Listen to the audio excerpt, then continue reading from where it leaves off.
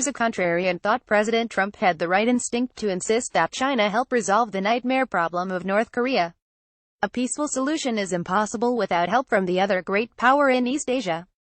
As Trump nears the threshold of a military crisis with North Korea, he needs to sustain this early intuition, and not be driven into actions that may look tough but would leave every player worse off. The template hasn't really changed from the Korean War in 1950. North Korea's aggressive actions bring an American response and then a general war that devastates the Korean peninsula. The conflict ends in stalemate and at huge cost. Trump in his first months saw the need for a negotiated halt in North Korea's program. But he has been pushed toward military options by Kim Jong-un's reckless continuation of his missile testing, despite China's efforts to restrain the impulsive young leader. War fever is growing, as in Sen. Lindsey Graham's RSC comment Tuesday that conflict is inevitable unless Pyongyang stops testing weapons. What is wise policy? Even as Trump ratchets up the pressure, he should quietly urge China to take the lead in a diplomatic solution.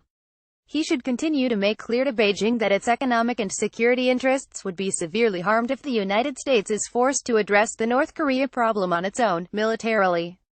Here's a suggestion for Beijing: China should invite the other key players, the United States, Japan, South Korea, perhaps Russia, to gather in New York during the UN General Assembly meeting for talks about how to handle the North Korea problem. The model would be the P-51 group that sponsored the Iran nuclear talks. China was an observer back then. This time it would be the convener. Xi Jinping's global status would be enhanced as he heads toward this fall's big party Congress that will shape his future as president. North Korean Supreme Leader Kim Jong-un supervising the test fire of a strategic ballistic missile. North Korean Central News Agency via European Press Photo Agency. 3 months ago, Trump was ready for face-to-face diplomacy with Kim, under Chinese sponsorship. He seemed to be packing his bags back on May 1st, when he said if it would be appropriate for me to meet with him, I would be honored to do it.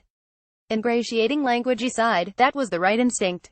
But now, Trump feels burned that the Chinese couldn't stop Pyongyang's missile tests, and the White House wants Xi to take the lead.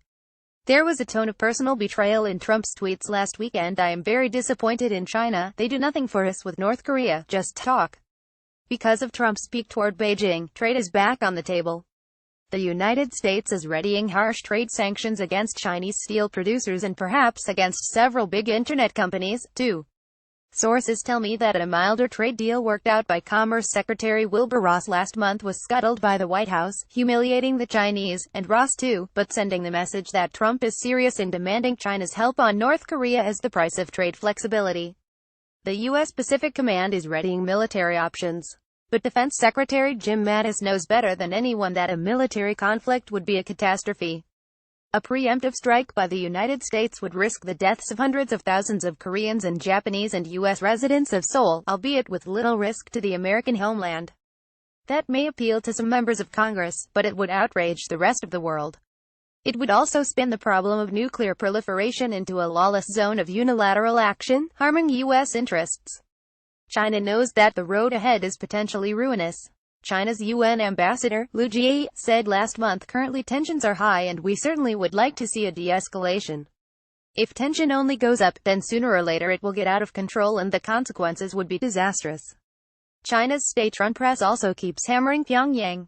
Russia, too, seems willing to be helpful on North Korea, as it was on Iran, because its interests are harmed by an erratic nuclear weapons state. Trump has the opportunity for a foreign policy reset in the shadow of the North Korea crisis.